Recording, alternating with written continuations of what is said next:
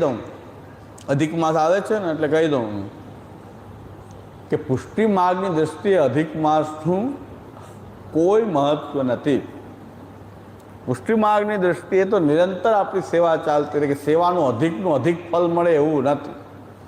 આપણી સેવા ચાલતી જ રહે છે. અધિક માસનું કોઈ વિશેષ આપણે ત્યાં કોઈ સેવા પ્રકારની ગ્રંથોમાં પણ સેવા પ્રકારની રીતોમાં પણ ક્યાંય અધિક માસનો ઉલ્લેખ છે જ નહીં. કારણ કે નિરંતર આપણે તો અધિક માસ તો જે 3 વર્ષે પુરુષોત્તમ આવતા હોય ને તો એના આગતા સ્વાગતાની વાત છે. આપણે તો નિરંતર પુરુષોત્તમ બિરાજતા હોવાથી એ રોજ અધિક માસ રોજ પુરુષોત્તમ છે.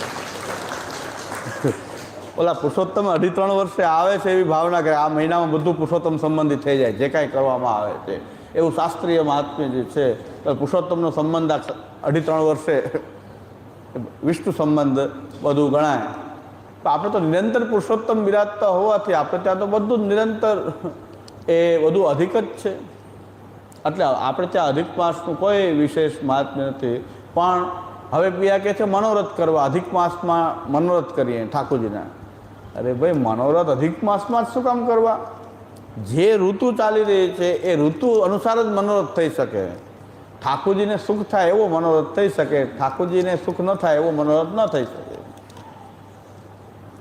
તો જો ઠાકોરજીના સુખનો વિચાર હોય તો અધિક માસમાં જ મનોરથ કરવા, તો 3 વર્ષ સુધી સુખનો વિચાર નહીં કરવો?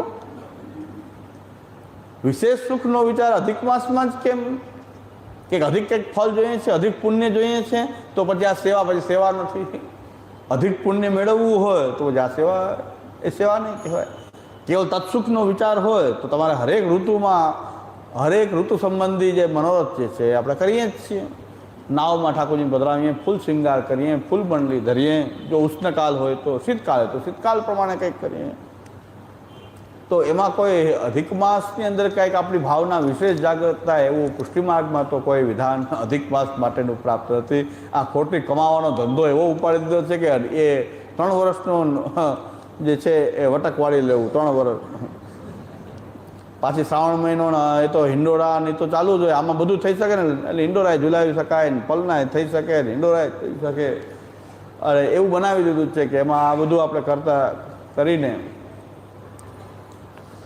એમાં નિરુપાધિક ભાવ હોય તો હજી સારું પડે. એમાં તો કેવલ વધારે કેમ કમાઈ લેવું આ 1 મહિનામાં? હા, નિરુપાધિક ભાવ હોય સેવાનો અને તો હજી કંઈક આપણે કંઈક ઠાકોરજી મનોરથ કે એ સારું. પણ જ્યાં કમાઈ લેવાનો જ ભાવ વધારે હોય તો એ અધિક માસમાં અધિક તમે પાપ કરી રહ્યા છો.